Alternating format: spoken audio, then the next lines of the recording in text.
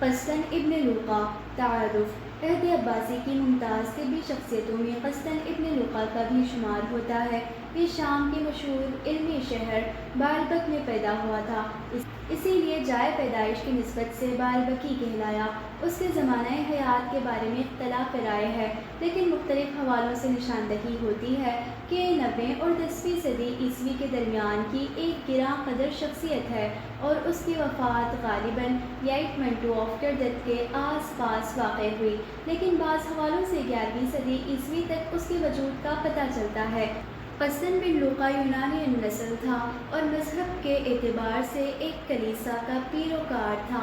علم و فضل کے اعتبار سے اعلیٰ مقام رکھتا تھا۔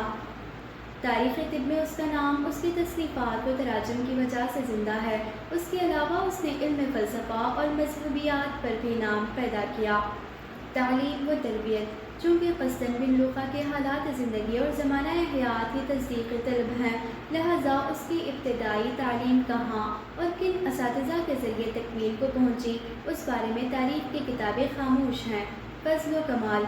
قسطن بن لوقا مختلف النوع علوم جیسے فلسفہ، حیت، ریاضیات، نجوم، موسیقی، طب اور لسانیات پر بیک وقت عبور رکھتا تھا۔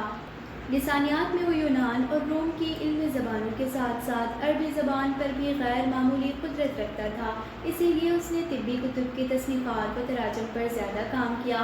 یہاں اس کے اسی پہلو پر بحث ہوگی۔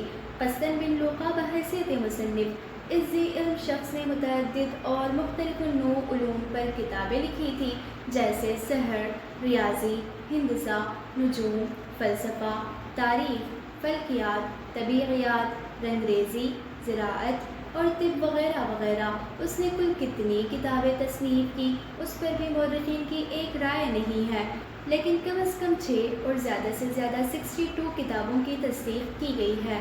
اس کی مشہور و معروف اور مفید طبی کتابوں کے نام اس طرح سے ہیں: کتاب فی النفس و معرکۃ الحمیات و ضرب الجراحۃ، کتاب فی الایام البحران فی الامراض الحارہ، کتاب فی الاخلاق الاربع، کتاب فی التولد الشعر، کتاب فی العضو الرئیس فی البدن، کتاب فی البلغم، کتاب فی الدم، کتاب فی الصفرہ، کتاب فی الفصل، کتاب الحمیات، کتاب فی الاستدلال بالنظر الی الصنع فی البول وغیرہ۔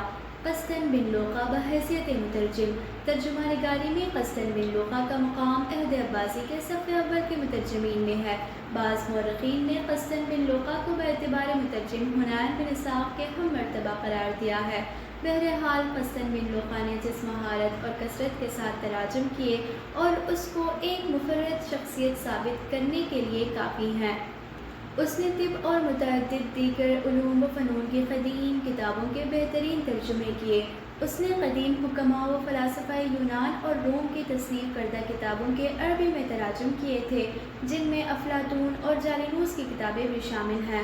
اس عظیم مترجم کے ذریعے ترجمہ کی گئی کتابوں کے مخطوطات دنیا کی مختلف لائبریریوں میں محفوظ ہیں۔ خوش قسمتی سے طب سے تعلق رکھنے والے 2 تراجم ہندوستان میں بھی موجود ہیں، جو خدا بخش لائبریری پٹنہ کی زینت ہیں۔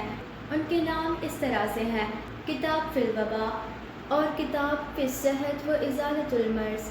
قسطن بن لوقا کی تصنیفات و تراجم کی وقعت اس سے ظاہر ہوتی ہے کہ اس کی کتابوں کے متعدد زبانوں میں تراجم کیے گئے، جس میں لاطینی، فرانسی، جرمن اور اردو زبانیں شامل ہیں۔ اب تک کے بیان سے ثابت ہوتا ہے کہ قسطن بن لوقا اپنے زمانے کا انتہائی ذی علم اور جلیل القدر مصنف و مترجم تھا۔